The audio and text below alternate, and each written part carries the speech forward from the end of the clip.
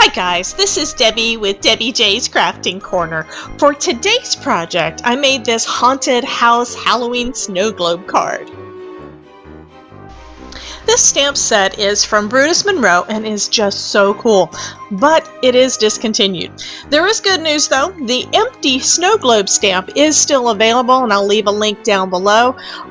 That means that you can do something similar to this card with what stamps you have in your stash, and I'll show you how. First off, I'm using masks that I made last year using contact paper and my Scan and Cut. I just stamped the snow globe, scanned it into the Scan and Cut, and then I replaced the stamped image with some contact paper and then kiss cut the snow globe outline. This gives me two masks, one for the globe and the other for the background. There are other ways to make masks. That's just the way that I use to create these. I've already added the first mask. It's over the stamped and embossed snow globe that I stamped onto this piece of cardstock earlier. Then I'm using the ink to paper technique to color the background.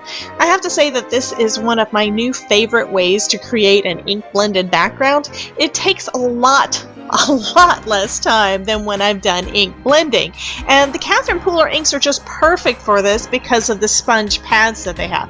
Now you can do the same technique with distress inks and distress oxide, but I recently realized that the felt pads don't really give this smooth a coverage when you do direct to paper with them.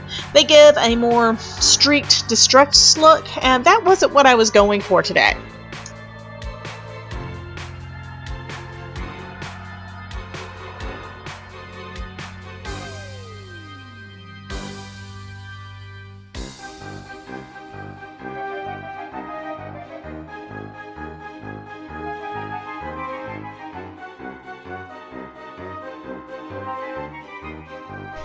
Next, I'll add a little texture by spritzing the inked background with my distress sprayer. Now that's another great thing about the Catherine Pooler inks. They're water reactive, so this is going to create a great water splatter look on the panel.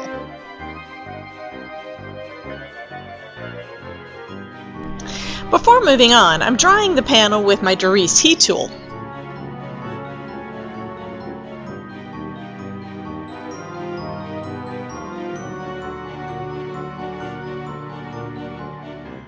Now I'll remove that mask. This is always one of my favorite parts.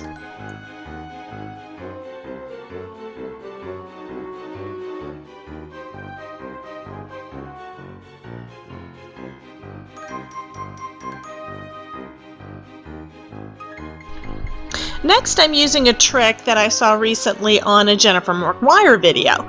The mask left a small white border around my snow globe, so I'm picking some Spectrum Noir marker colors that are similar in color to the ones that I used on the panel. TB3 is pretty close to the blue near the top, and blending it with BT4 gives a close enough match around towards the bottom.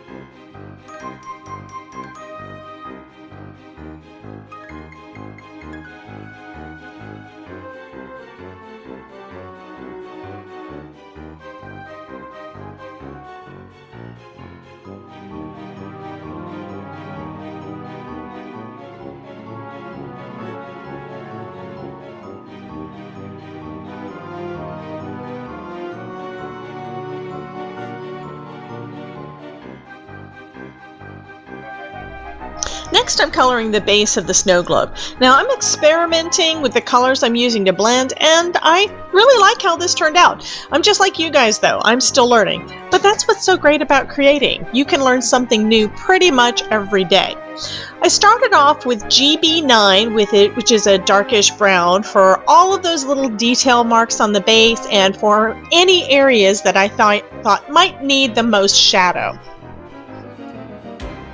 Then I brought in a reddish brown, RB2, and pulled some of those shadows a little further out and towards the center of the base. I also want to have a bit of a golden shine, so I'm using GB4 and blending the colors further into the center of the base. Now, although I don't have too much trouble with the shadows, I struggle a bit with highlighted areas, and I'm hoping that I'll be able to create that warm highlight that you tend to see on polished wood.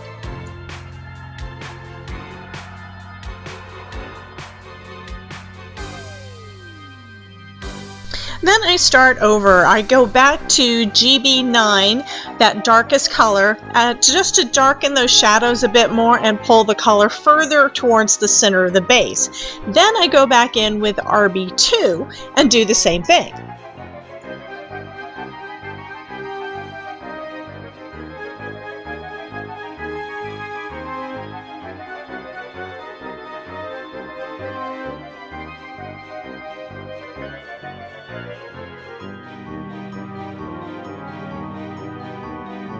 At this point, I started wondering why I bothered with the GB4. I mean, I covered it all up. I'm sure it warmed up the darker browns a bit. Anyway, I'm going back with that yellow brown to add color to the highlighted area at the center of the base. And then I went back in again with RB2 and brought the color further into the center to better define that highlight. And then I blended all those edges out with GB4. In the end, I think this turned out pretty much the way that I wanted.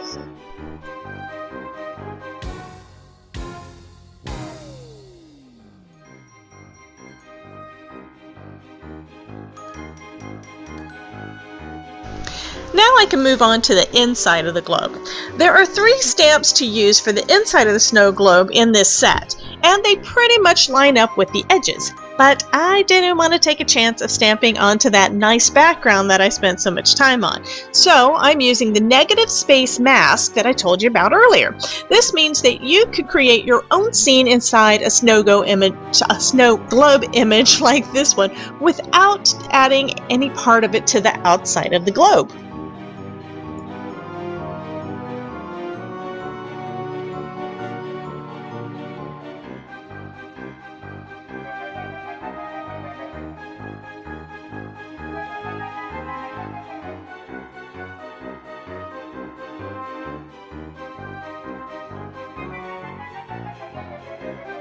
Since I embossed the rest of the image, I'm embossing this one too.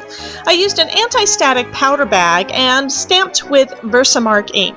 Then I covered the image with some Black Whispers embossing powder that I think I picked up a couple years ago from Hobby Lobby or Michael's. Anyway, I'm not sure. I've never used it and I have a lot of it, so I figured I'd use some of it today. First off, I don't think I stamped enough embossing ink. There are parts of the image that just don't seem to have enough powder sticking to them. I'm moving on anyway. I hit it with my Darice embossing tool to melt the powder. Only thing is, it's also starting to melt the mask. So I go ahead and pull the mask off. I don't want it to mess up anymore. So I continued heating up the panel, trying to get the embossing powder all melty. Then I added a second coat of that embossing powder. And I'm brushing away a couple of extra specks and heating it up again. Even though I let my heat tool warm up before I brought it to the panel, I may not have melted it all. You may not have noticed, but some of the embossing powder somehow snuck under the edge of my mask. I think this may have happened when I used my heat gun that first time and started melting the mask. Lesson learned, do not use a plastic mask if you are going to heat it because it will melt. Using masking paper or a label paper will work much better. So I tried scraping that puddle off using a craft pick and using a sand eraser. Finally, I added a little more Catherine Pooler ink just to try to mute it some. I'll add a little embellishment on there later because mistakes are just opportunity for embellishment. Next, I'm coloring up that image on the inside. Now, it doesn't turn out quite the way that I wanted, mostly because of what happens here. I'm using my GY1, which is a yellowish marker, on the moon, and it's starting to turn blackish underneath it. It's not staying that bright yellow that I was expecting. That's because I don't think I got all of the embossing powder melted. And you notice it did kind of add some black to the tip of my marker, so I went ahead and colored that off, and I'm trying to add some color in there again, and it's happening again. So at this point I'm not really happy with where this card is going because the coloring is not going to look like what I want it to. So I'm basically keeping everything really simple. The house is going to be in shades of brown, and then I'm going to do a kind of a night sky behind it to go along with that moon. And in the end it looks okay, I guess. So I just finished up with some of the brown. I'm adding in a little bit darker brown for the roof and around the side some, and then I'm going in with that TB2 marker that I used before. So I'm going around the moon with that, and then you see I've also got a lavender marker out. That's the LV1, and I'm going to go in with that purple color and just go, you know, just kind of scribbling around. I didn't do any blending here. I'm just scribbling the color down and then going back over it with that blue marker.